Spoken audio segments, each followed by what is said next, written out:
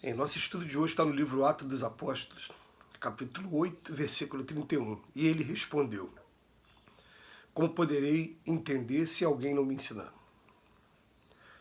Emmanuel comenta na lição 175 do livro Caminho, Verdade e Vida, Cooperação. Desde a vinda de Jesus, o movimento de educação renovadora para o bem é dos mais impressionantes no seio da humanidade. Em toda parte ergueram-se templos, divulgaram-se livros portadores de princípios sagrados. Percebe-se em toda essa atividade a atuação sutil e magnânima do Mestre, que não perde a ocasião de atrair as criaturas de Deus para o infinito amor. Desse quadro bendito de trabalho destaca-se, porém, a cooperação fraternal que o Cristo nos deixou como norma imprescindível ao desdobramento da iluminação eterna do mundo. Ninguém guarde a presunção de elevar-se sem o auxílio dos outros, embora não deva buscar a condição parasitária para a ascensão. Referimos-nos à solidariedade, ao amparo proveitoso, ao concurso edificante. Os que aprendem alguma coisa sempre se valem dos homens que já passaram e não seguem além se lhes falta o interesse dos contemporâneos, ainda que esse interesse seja mínimo.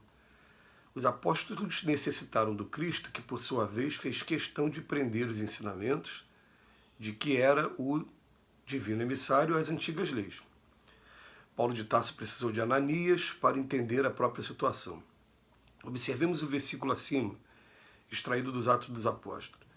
Filipe achava-se despreocupado quando um anjo do Senhor o mandou para o caminho que descia de Jerusalém para Gaza. O discípulo atende e aí encontra um homem que lia a lei sem compreendê-la, e entram ambos em santificado esforço de cooperação. Ninguém permanece abandonado. Os mensageiros do Cristo socorrem sempre nas estradas mais desertas. É necessário, porém, que a alma aceite a sua condição de necessidade e não despreze o ato de aprender com humildade, pois não devemos esquecer, por meio do texto evangélico, que o mendigo de entendimento era o mordomo-mor da rainha dos etíopes, superintendente de todos os seus tesouros. Além disso, ele ia de carro e Filipe a pé. Essa cooperação que o Emmanuel fala aqui para a gente hoje, uma coisa maravilhosa. Porque o que acontece hoje é muito comum a gente encontrar como recomendação, logo inicial, nos seios religiosos. No nosso, por exemplo, o pessoal recomenda que se faça culto no lar. O que é o culto no lar? O culto no lar, eles recomendam que a gente discipline um horário e um dia da semana. E que esse horário e esse dia da semana pode ser escolhido de acordo com a necessidade, com a conveniência de cada um. Então, eu conheço pessoas que fazem culto no lar toda segunda-feira, 8 horas da manhã. Conheço pessoas que fazem culto no lar toda quinta-feira, 7 horas da noite. Tem gente que só faz sábado à noite. Quer dizer, o horário quem vai escolher é aquela família. E aí o culto no lar é um convite para que todos se sentem na mesa, durante um períodozinho de, no máximo, 30 minutos, às vezes até menos, 20 minutos, e que se escolha um texto, faça uma leitura daquele texto, faça uma oração todo mundo junto, e dali eles se permitam, durante um tempinho só, interpretar o texto que foi lido. O que você interpretou? E aí, por que eles falam para que discipline esse horário? Porque os espíritos assumem o compromisso com a gente de estar naquele horário. A gente um dia, quando a gente chegar lá do outro lado da vida, a gente vai ver que todos eles têm vários afazeres também. Eles não param de trabalhar em momento nenhum. Mas eles estão se comprometendo naquele horário a estar com a gente. E quando a gente estuda sozinho em casa, é uma coisa. Você está estudando aqui, eu estou sozinho, mas estou aqui com o meu anjo da guarda, ou então estou com alguns espíritos familiares do meu lado também. Quando eu estudo na casa espírita, por exemplo, ou na igreja, numa instituição religiosa, eu já estou acompanhado não só do meu anjo da guarda, de alguns espíritos familiares, mas também daqueles que são dirigentes do trabalho também. Então a intuição, o raciocínio, a reflexão em cima do texto que vai ser lido, vai ter uma conotação diferente. Quando eu faço isso, durante o culto no lar, quando ele já está disciplinado, eu estou também contando com a ajuda super carinhosa, essa cooperação desses espíritos que vêm para poder estar esclarecendo através da intuição o que a gente está lendo. O texto que é comentado aqui hoje é parte de um versículo bíblico em que Emmanuel faz questão de explicar aqui, né, que Filipe estava vindo a pé, encontrou com uma pessoa que era um funcionário da época, da rainha dos etíopes, era um mordomo, e que ele estava tentando interpretar o evangelho e não estava conseguindo, e contou com essa ajuda aí do Filipe.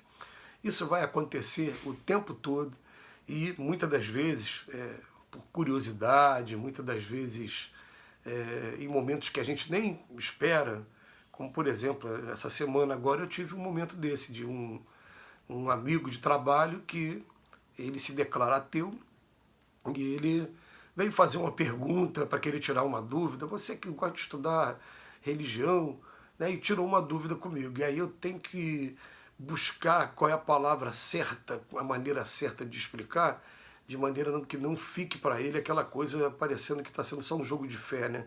Tem que ser uma coisa de raciocínio.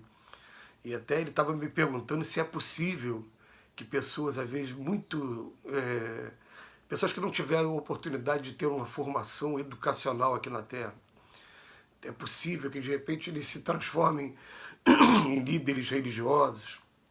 Então, em primeiro lugar, eu contei a história do Pentecostes para ele, do dia do Pentecostes, quando aqueles galileus muito humildes, simples, que mal sabiam usar o próprio vernáculo, falar a própria língua, de repente começou a falar em línguas diferentes, e daí mostrei um texto para ele, escrito por Joana de Ângeles, e depois falei, você acredita que quem escreveu esse texto, ele tem somente a formação do ensino médio? Porque o Divaldo, na verdade, ele se formou em professor, terminando o 2º grau, ele não chegou a fazer uma faculdade. Mas a linguagem que ele está usando ali é uma linguagem bem complicada. E depois falei de Chico Xavier também, que esse foi somente a 4ª série primária, né? Então, a gente está um tempo todo colaborando com o outro, e quando a gente se propõe a fazer estudos como esse também, a gente vai perceber muito mais a colaboração dos espíritos. Eu vou garantir para vocês aqui, já aconteceu diversas vezes comigo e continua acontecendo, de eu ter dúvida em um determinado assunto. Por exemplo, eu me lembro que eu tinha muita dúvida sobre aquele texto que falava dos convulsionários lá no Livro dos Espíritos. Tem um capítulo que fala sobre os convulsionários, né? E aí eu fui fazer o estudo, e no meio do estudo eu comecei a desenvolver o tema, e conforme eu ia falando, eu pensava, caramba, é isso mesmo, eu não tinha pensado nisso. Quer dizer, não era eu que estava falando, alguém estava se utilizando por mim, estava na cooperação inicial a mim mesmo, e depois a todos que estavam ouvindo.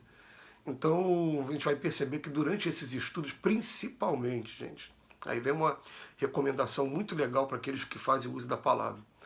O segredo é que você, antes de começar a sua oratória, você faça uma prece fervorosa, pedindo a ajuda dos espíritos mesmo, fala assim, por favor, me proteja de mim mesmo, eu não quero falar aquilo que eu quero falar, eu quero falar aquilo que precisa ser dito, que seja de necessidade ali no momento. E aí vocês vão perceber que se fizer o mesmo estudo em 3, 4, 5 lugares diferentes, vão ser 5 palestras completamente diferentes, porque a necessidade de cada local vai ser uma, e quando você terminar de falar, alguém vai te pegar pelo braço e falar, parece que você fez esse estudo de hoje para mim. Você falou de uma maneira, eu que precisava ouvir isso e aquilo. E você vai ficar, ué, e realmente é o que acontece mesmo. Essa cooperação, ela vai acontecendo o tempo todo. Então a cooperação, ela vai nos primeiro criar a obrigação, o dever da educação dentro de nossa própria casa.